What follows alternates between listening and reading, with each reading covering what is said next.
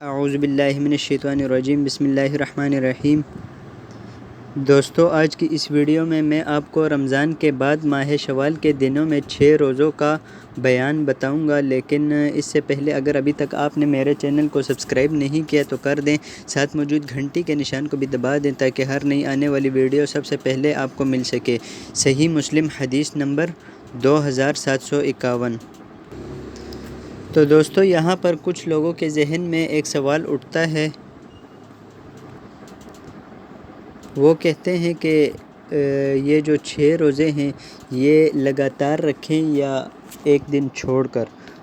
تو دوستو، آپ اس کو لگاتار بھی رکھ سکتے ہیں اور ایک دن چھوڑ کر بھی رکھ سکتے ہیں، یعنی ایک دن آپ کا روزہ ہو، ایک دن آپ کا روزہ نہ ہو، ایک دن روزہ ہو، ایک دن روزہ نہ ہو، اس طرح بھی آپ کر سکتے ہیں۔ اور اگر آپ چاہتے ہیں تو 6 دنوں کے اندر یعنی ہر روز روزہ رکھ کر 6 دنوں میں آپ اس کو پورا کر سکتے ہیں۔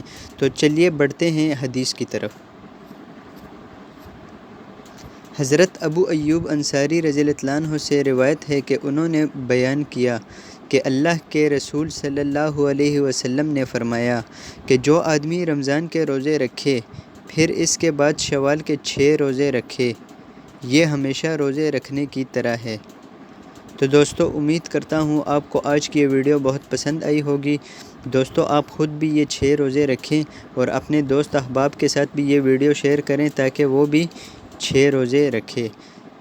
تو دوستو، اگر آپ کو ویڈیو پسند آتی ہے تو اس ویڈیو کو ایک لائک کر دیجئے اور میرے چینل کو سبسکرائب کرنا نہ بھولیں تاکہ ہر نئی آنے والی ویڈیو سب سے پہلے آپ کو مل سکے۔ مجھے دیجئے اجازت، اللہ حافظ۔